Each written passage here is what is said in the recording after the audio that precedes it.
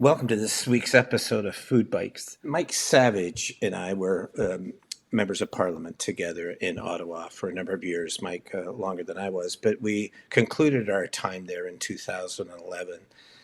I came back at that point to London and continued to work on the food bank. But Mike went on to become the mayor of Halifax the next year, and he's had three highly successful terms while he was there. He was also the chair of the Big City Mayor's Caucus here in Canada. Is just an awesome fellow. He's a great friend. We traveled together. Mike, this picture that you see here, Jane loves this picture of you because she thinks you look like a hockey coach, which is awesome. But Mike then just announced last week that he would no longer be running for the next term, which would have been his fourth term. He said the time is up, time for somebody new. And I read that with sadness because we love Mike a lot. And we know how much he's contributed to the Canadian municipal scene. We'll talk to Mike a bit about what he's going to do next. But Mike, it's just been awesome to be able to see you and talk to you. I appreciate you joining us, and Jane sends her greetings as well. So. Well, look, it's always good to see you, Glen, and I keep up on you and know the amazing work that you and Jane continue to do. And my thoughts are with you and Jane. I know there's a difficult time in the family, and sending our love and best wishes. But it's great to be on the air with you again. Yeah. Yes, Jane lost her sister this week. But if I had to do any interview of Food Bites right now, I'd want to do it with you. You were such an encouragement to me in politics. You know, when I came in, it was 2006 in a by-election, and I came to Ottawa, and I was trying to figure my way around. We've talked about this before. You were such a help during that particular time, and then I know we traveled together. But you were in the Paul Martin government. I remember, so you had this experience. And was your dad the premier of the province in Nova Scotia? Yes. Yeah. So. My father, interestingly, he wasn't really a politician, though, Glenn. He was a little bit like you in that he was an activist who was very involved in making progressive change in his community. He was a doctor, and became the mayor of Dartmouth in 1985. And then when there was an opening for the Liberal leadership in 1992, his name kind of shot up, and he became leader of the Liberal Party in 92, premier in 93. Difficult times, made a lot of decisions that people at the time didn't like, but he did something that I've always paid attention to, which is that he kept his reputation as an honest person who tried to do the right things, and that transcends the gives and takes of politics, I think. Yeah, and in your case, it has as well. You were highly respected in Ottawa, and I've seen you carry it forward into the mayor's position. Mike, how do you find I'm a big picture kind of thinker, so therefore I liked Ottawa from that aspect of it. I didn't like the partisan side of it as much. I remember. Yes, I remember. I know you remember. But I think, there's quite a difference between being a member of parliament in a party, following a leader, and then suddenly you become the leader yourself of a city like Halifax. And we all know the fantastic things that have happened in Halifax despite all the troubles. But how have you found that? Have you found that you liked that better than you did your federal experience? Very much so. In some ways, being a mayor is more like an executive role in the private sector. I used to run an oil company for the Irvings here. In some ways, being mayor is a little bit more like that than being a cog in the machine in Ottawa. I mean, it was tough. I really liked being a member of parliament, but you and I were there at times when, as members of parliament, it was hard to carve out a significant role and to always vote the way that we wanted and do the things that we wanted to do because we were expected to fit into the parliamentary roles that we had. Sure. And as mayor, it's been very liberating. And I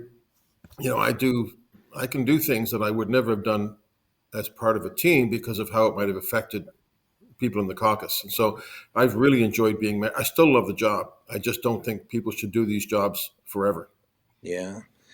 And I understand that. And you also were there at a time when, there was pandemic and other things. I think there was also, even prior to the pandemic, I know the Federation of Canadian Municipalities and others, they were really driving for change in things like climate change, for instance, but also the productivity of cities. We've talked a lot about that on this program with other guests as well. But, in Confederation, roughly 90% of the country lived in rural settings and only 10% were in civic settings. Now that's totally reversed.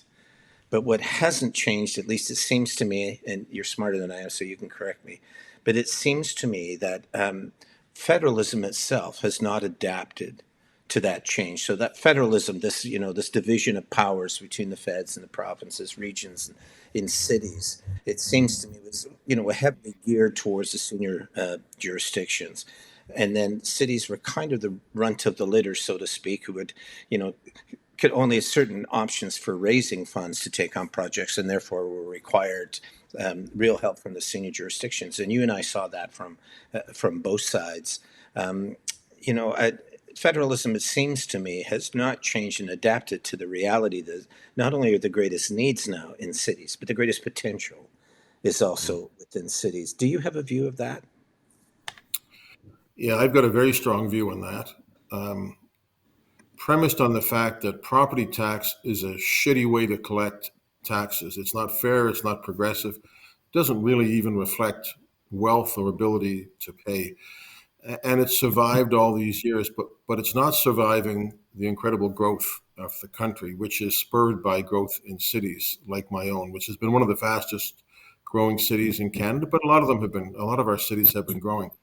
And I asked a question of our CAO a couple of months ago. I said, when is all this growth of the city going to pay a dividend in terms of revenue? And the sad answer is it may never do that, because the cost of infrastructure to manage the growth that we have is higher right now than the revenue that we're going to get from property tax. So when somebody moves to Halifax, as an example, they start paying sales tax right away. They pay income tax to the provincial and federal governments. And so the revenue is going up to provincial and federal governments, but it's not going up to municipal governments in the same way. And I am 100% supportive of growth. I'm 100% supportive of immigration. It has helped to change the face of our city for the better, but it comes at a cost. And as an example, the Federation of Canadian Municipalities did a study that indicated that the average housing unit that's going to be built in Canada, the average housing unit, whether it's an apartment, a condo, or a house, requires $107,000 of municipal infrastructure: water, transit, green space. That's a lot more than cities are able to pay. I'm sure it's the same in London. I'm sure, I've had these discussions with Mayor Morgan at the big city mayor's table. It's a real challenge, and I think we have to rethink because we all want growth, but we all have to, share in the cost of that growth. Right. So how is that done, though, Mike, from the standpoint that uh, if we were going to make those changes, does that come as a result of some kind of political arrangement that senior jurisdictions start understanding this and become more responsive to that? Or is it kind of a constitutional change that needs to happen around powers? So if it is going to be changing federalism or something like that, often if you leave it to politics, it's varying. It goes back and forth, right? Do you see it under a constitutional change that would happen, or how do you see making those changes take place? Well, as everybody knows, constitutional change is a long, long process in this country. It requires a lot of things to go right. Yeah. So I think that's not a solution in the short or the midterm. I do think, in the same way that when I first got elected, and around the time that you were elected, the federal government, Paul Martin in particular, had what he called the New Deal for cities, and they came up with what they called the gas tax, where a percentage of the gas tax. It was never really a percentage of the gas tax, but that's what it was called initially. It bears no resemblance to that now, and in fact, the name has been changed to the Canada Community Building Fund. But it did dedicate some growth. And what I think we need in the country is we need to sit down, the three orders of government, and I think probably we should have First Nations involvement Yeah. as well from a governance point of view. But we need to sit down and say, where's the money coming in and where's the money going out, and what are the needs? It's a challenging thing. I don't blame the provincial or federal government. And the feds have been a great partner to us on infrastructure over the last number of years, and to some extent, provinces have as well. Nobody's breaking the law here. It's just that when you look at it, for example, Halifax is responsible for somewhere between 80 and 82% of the growth of the province of Nova Scotia. But we're not seeing anywhere near that in terms of revenue. And We need, if we're going to bring people in, especially now that we have a well-known housing crisis, both on the homelessness front, but even just in terms of housing supply, all orders of government want more supply. You've certainly seen that in Ontario with some of the actions of the Ford government and the Housing Accelerator Fund that Sean Fraser and the feds have been advocating. And we were one of the first cities to sign on to that. And I think London was as well. We agree with these things. We want more housing for more people, but we have an opportunity to dramatically change the housing reality in Canada. And if all we do is build units to store people as opposed to communities where people can live, we've missed this opportunity. And it's going to require all orders of government and NGOs and the private sector to come together and say, how do we fund it in a way that's sustainable? Because it's not sustainable for municipalities right now. Yeah, I hear what you're saying, and yet I wonder. We know Paul Martin well, as you know, as you do. But I remember when he did the gas tax, it so upset provinces, right? Because they saw that he was developing a relationship between a federal government and municipalities, which they themselves, as provinces, wanted to control. Right. Mm-hmm. So we talked about that many times with Paul, but he used it as a toe in the water, or kind of a Omaha Beach kind of thing, where he was making an open kind of, invitation to looking at a new kind of way of how to spread resources throughout the community. Sure. Recently, for instance, in Ontario, we've hardly had an increase in the Ontario disability benefit for over a decade. That's also true for Ontario Works. Now, for disability, there's been a marginal increase, but not very much. It's inconsequential. So the feds responded to that and tried to give a disability benefit, which then our province claws back. That doesn't just happen here in Ontario, but I'm trying to just highlight this problem of, if we were going to have what you're calling for, this new kind of arrangement, it seems to me that it requires the kind of political will that I'm not sure that I see in Canada. I think in an earlier time, when you're trying to build St. Lawrence seaways and railroads and ports and airports and all that kind of stuff, big, huge public infrastructure ventures, health systems, universities, those things where a lot of money needs to be shared all the way around, and public money as well. There's acknowledgement, yeah, we all need to work together on that. But it seems to me in recent years, these jurisdictions, the ones that we're talking about, don't seem to want to fully play ball. I'm just saying it from my point of view. They don't seem to want to play ball in a way in which, by cooperating together, more resources come to cities. Do you think I'm wrong? No, I think you're right. I think you're right. There are some indications that provincial governments recognize the challenge of cities. In Ontario, the provincial government has taken over responsibility for the DVP and the Lakeshore, the Expressway, big pieces of infrastructure that are under the municipal guideline, but which the city simply can't afford to manage. We've seen the feds come in with money for the refugee support in Toronto, asylum claimants, and there's a number of cities, Brampton, and I'm sure others, where the percentage of people who are housing stressed has gone up dramatically as a result of people come to this country and not having a place to live. So it's a challenge. Yes, provincial governments jealously guard their jurisdiction, as most would. Yeah. One of the really worthwhile projects I've seen from the feds was the Rapid Housing Initiative, where they provided money directly to municipalities to go out and get housing started, and it had to be done quickly. Yeah. In our case, we don't have responsibility for housing, the province does, but we took part in that and we worked with the provincial government. But there's no question provincial governments are uneasy when they see direct money going from the feds to the province, even though in a lot of cases, my own province, equalization payments have skyrocketed directly from federal to provincial governments. So, look, there's a lot of things I could say, but at the end of the day, the politics that I believe in is a politics that says you have to get reasonable people to do reasonable things. Now, I know that's not the way everything happens today, but we have to sit down and say, what are the things we agree on? We want more immigrants. We're going to need a place for people to live. If that's the case, how are we going to fund it? And we have to figure that out. On climate change, Halifax has a really good climate action plan. We're very proud of our climate action plan. And we have a direct tax on property specifically for climate action. It's not, not everybody loves it, but it's the right thing. But it'll only raise a fraction of what we need if we're going to really electrify the buses, if we're going to do deep energy retrofits, if we're going to use nature-based solutions. We have to sit down with the other orders of governments, all of these things. The bottom line for us is we need a new municipal growth framework which ties our growth to revenue somehow. And we're going to have to do it with the other orders of government in a sensible, rational way. And I'm under no illusions that it's going to happen tomorrow or that we're going to be welcomed with open arms. But I think we can make a very good case. And I really appreciate the leadership of FCM and the work that they've been doing on this to sort of make the case that infrastructure has to be a shared responsibility. So what does it take to bring that about then? You say constitutional stuff. It's an interesting thing to look at, but it takes too long. Is it really a new kind of political leadership, the kind that you provide, for instance? Because Halifax, I know you've told me before, because you were on the show a couple of times last year, you talked about how you work, is it with the Bloomberg Foundation in New York? And then you talk about working with seaboard cities along the eastern part of Canada.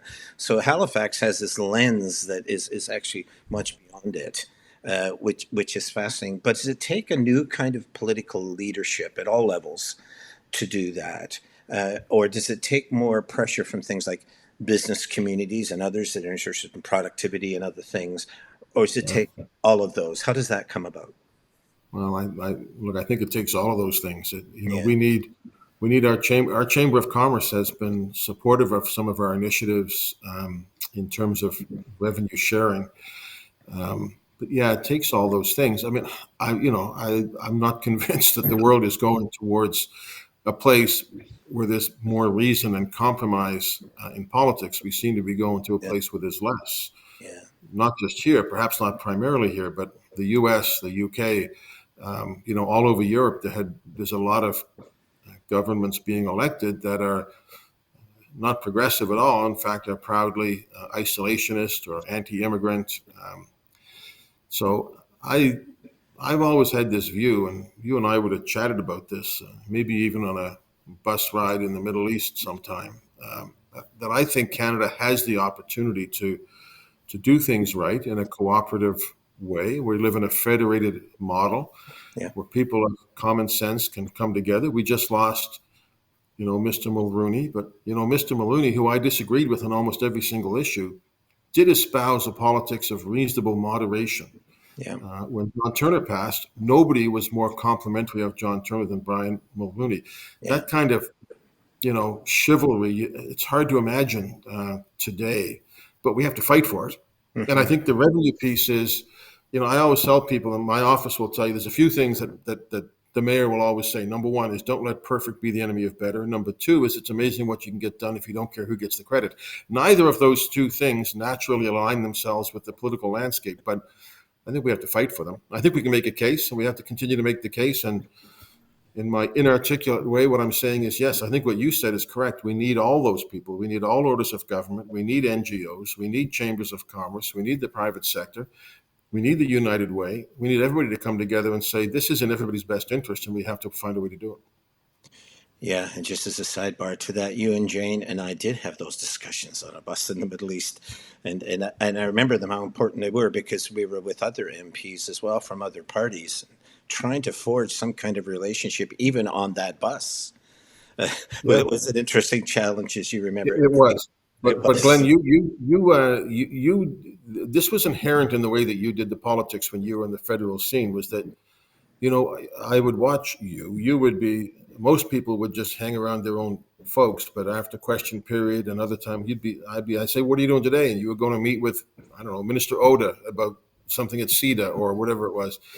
And that's not normal. I always tell people one of the things I like about municipal politics is when I was in federal politics and a piece of legislation was coming to the floor of the House, all of our caucuses would get together and decide our position going into debate. Yeah, that's when true. We should be deciding our position coming out of debate. But the political system doesn't really allow for that. No.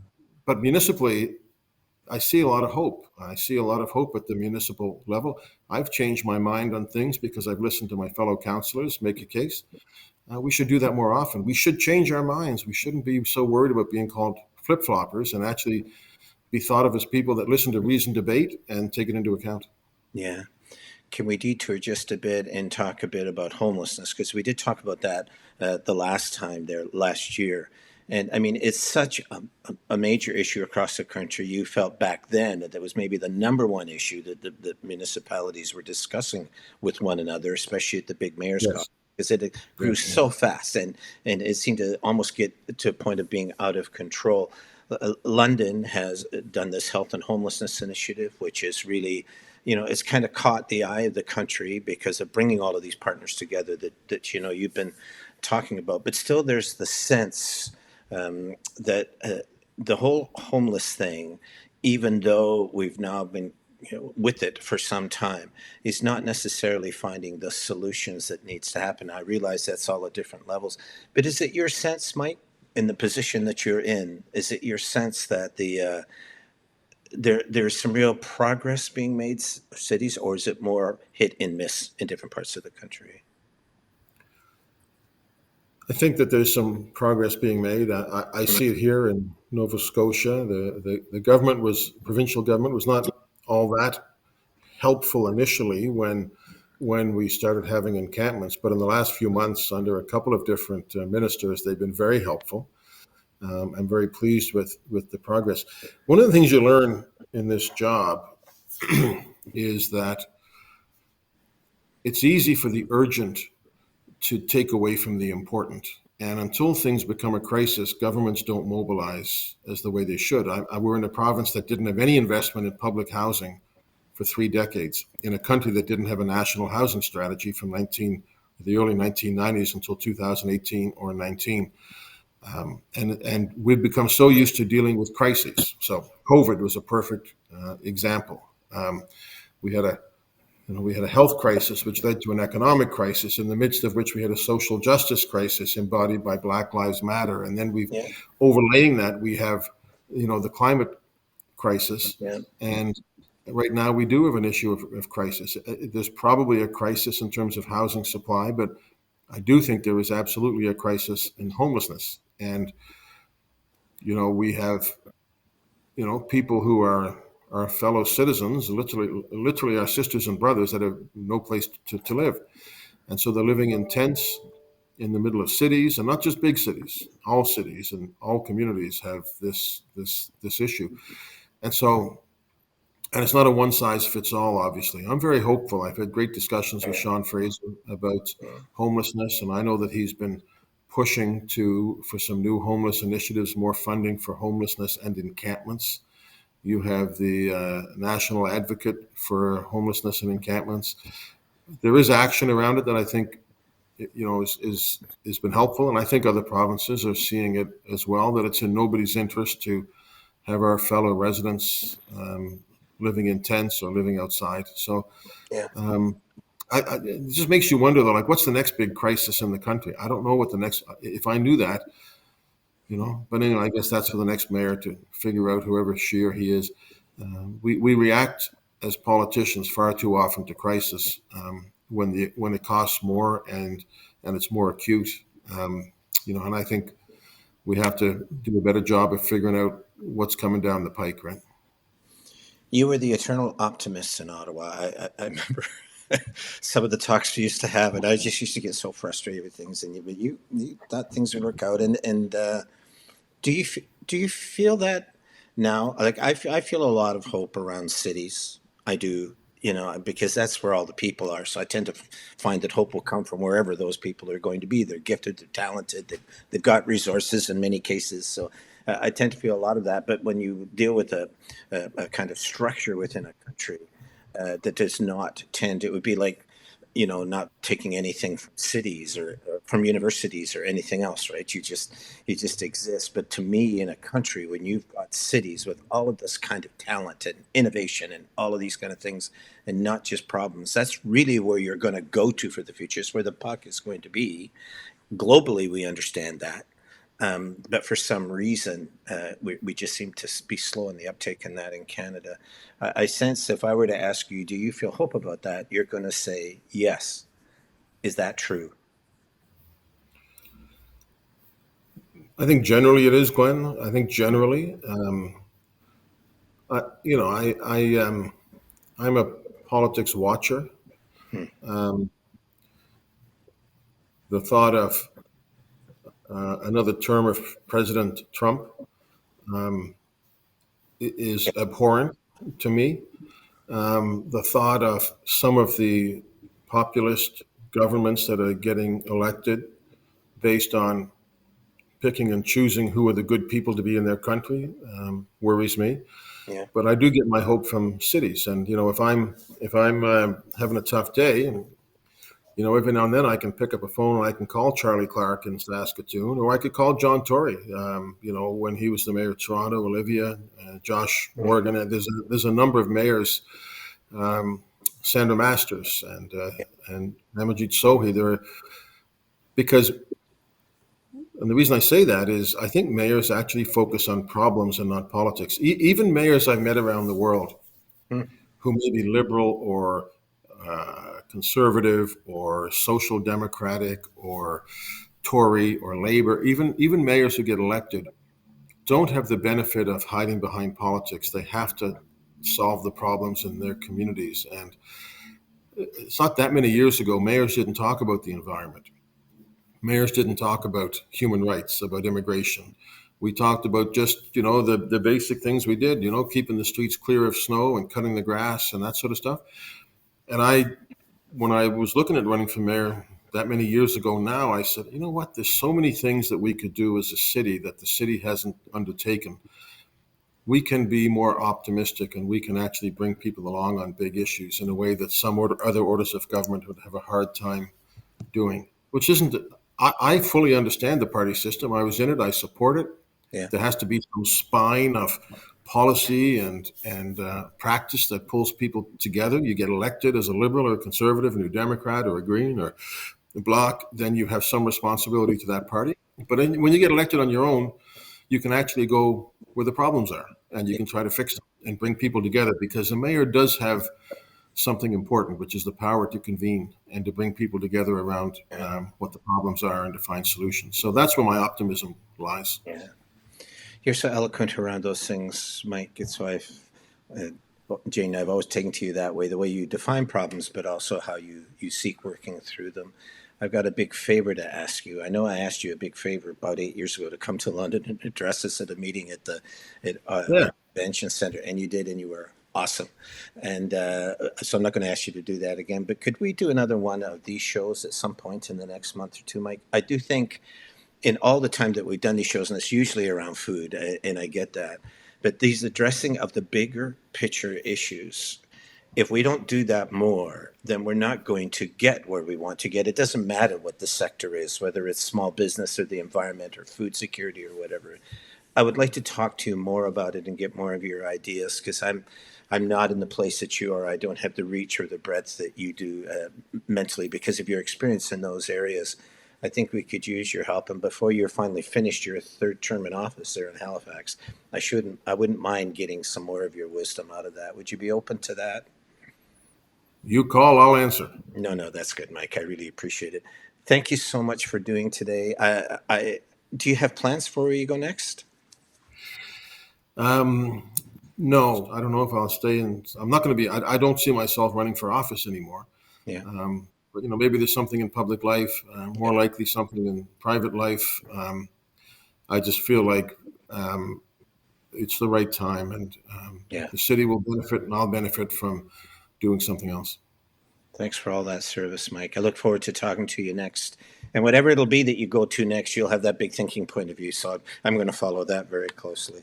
Thanks for doing Well, this. hopefully I'll get to see you and Jane in person. Please pass to her my best regrets and Yeah. my sympathy for what she's going through and the whole family. So thank you very much. It's always a pleasure to talk to you. Thanks, Mike. We'll talk to you soon.